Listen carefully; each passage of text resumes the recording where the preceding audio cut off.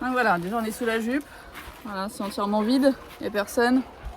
C'est d'une tristesse absolue. C'est un non-sens pour nous. Même si, encore une fois, je comprends. Hein. Je comprends et je ne remets pas en question le fait de contenir le virus. Simplement, à un moment donné, il y a beaucoup de questions qui se posent sur la réalisation très concrète de notre métier, en fait. Est-ce qu'on a un métier qui est encore possible ? Il y a un cas qui a été détecté hier dans les Ardennes. Donc un cas chez un particulier, détenteur de volailles, à but non commercial. Hein. Voilà, c'est quelqu'un qui, comme vous peut-être, a des poules chez lui. Enfin des poules ou autres animaux à plumes, on va dire. Donc la grippe aviaire, en fait, c'est une grippe. Simplement, elle touche les oiseaux. Elle est très très rarement transmissible à l'homme. Il y a eu quelques cas. Ce qui se passe, c'est que ça se déplace donc par la migration des oiseaux. Hein, à la base, c'est ça, c'est les oiseaux en fait qui amènent par leur migration le virus donc dans les basses-cours de particuliers, dans les élevages. Ces élevages, qu'ils soient, on va dire, standards avec des animaux enfermés ou plein air, donc comme c'est le cas du label, du bio, du plein air, etc.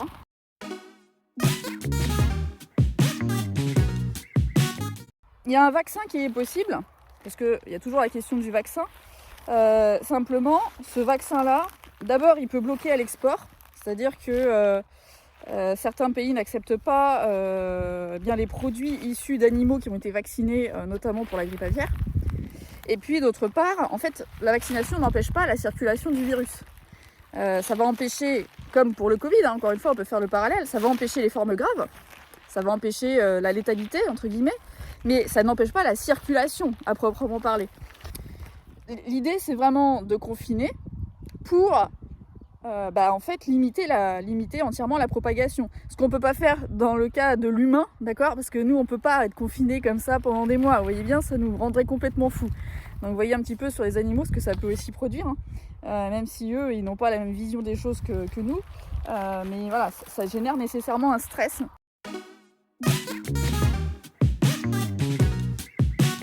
Je suis juste dégoûtée, je suis en colère, parce que je ne m'y attendais pas là tout de suite. Vraiment. Pour autant, encore une fois, je comprends la décision et je ne veux pas la remettre en question, c'est pas ça. Hein. J'en ai juste marre, je crois que j'ai le droit d'exprimer aussi ce fait-là. C'est juste des émotions qui me traversent, donc je ne remets pas en question le reste. Mais j'ai plusieurs questions.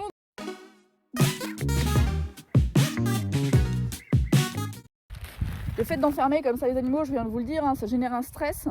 Comment est-ce qu'on nous aide aujourd'hui pour lutter ? Comment est-ce qu'on est accompagné aujourd'hui ? On parle de bien-être animal à toutes les sauces. Qui nous accompagne aujourd'hui pour lutter contre ce stress et mettre en œuvre des moyens pour lutter ? Alors, moi, à titre très personnel, j'ai mis en place certaines choses. C'est sans doute insuffisant, mais je l'avais fait quand même pour les premiers mois de confinement. Évidemment, ma technicienne m'accompagne. Mais je veux dire, financièrement, c'est un vrai coût. Concrètement, qu'est-ce qui peut être fait pour nous aider, comme ça, pendant des mois, à maintenir nos animaux en bon état, encore une fois, dans des poulaillers fermés ? Parce que là, sur la pondeuse, par exemple, on est sur un cycle long.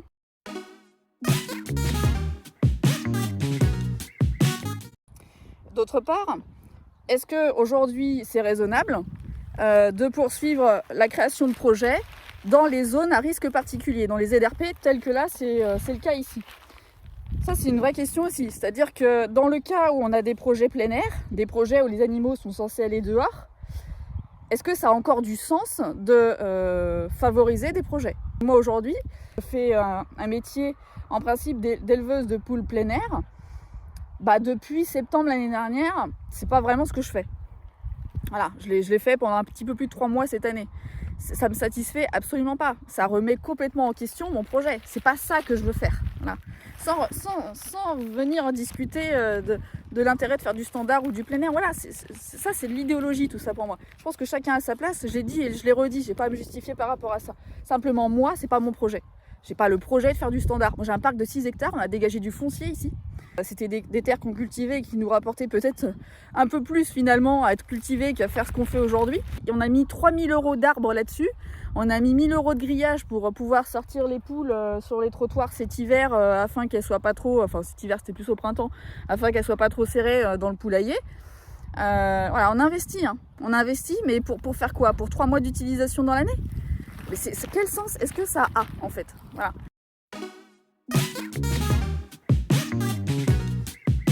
Il y a deux types d'écoles, il y a ceux qui pensent que c'est le standard qui amène les virus, et puis il y a ceux qui pensent que c'est avec le plein air qu'on a des virus. Le fait est qu'au final, on enferme tous les animaux. Donc, au-delà de l'idéologie, on se dit que de toute façon, des animaux enfermés dans un bâtiment, c'est toujours mieux que des animaux qui sont en contact avec la faune sauvage porteuse des virus. Ça, c'est juste une histoire de logique. On me dit hier, oui, mais dans ce cas, il faut arrêter l'élevage. Alors, c'est toujours l'éternel truc.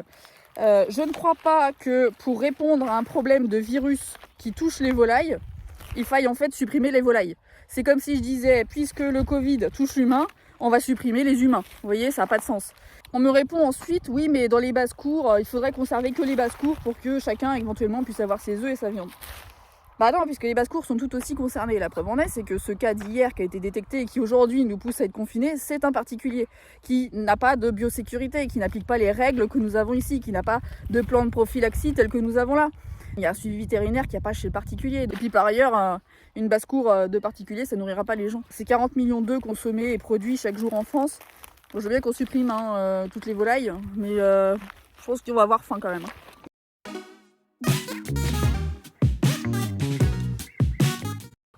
Bref, la situation est complexe. C'est que le collectif l'emporte sur nos pratiques individuelles, on est d'accord? C'est bien pour protéger l'ensemble des élevages en France que nous confinons nos volailles. Mais tout ça, ça nous plonge du coup dans des difficultés de gestion du bien-être animal qui sont très concrètes, risque de piquage, arrivée de colis du coup, puisque les deux sont quand même relativement liés, stress, donc baisse de consommation, donc baisse de ponte, donc perte de productivité, ce qui ne sera absolument pas reconnu, d'accord, par les instances.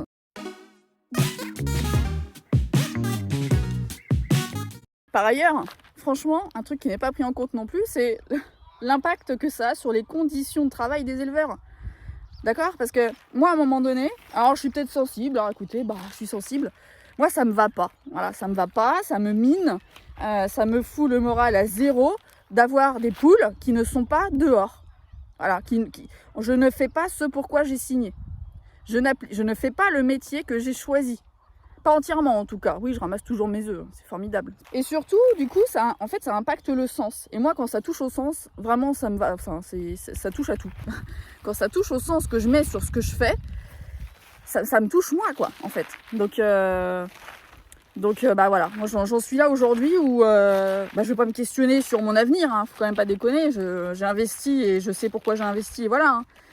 Mais sérieusement, ça me va pas, quoi. Voilà.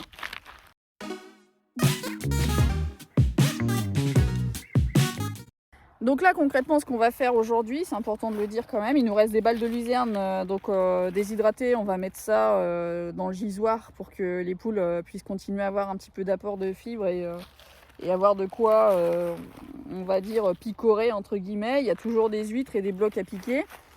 Ça va les occuper un temps, ça va certainement pas leur permettre de gérer entièrement le stress.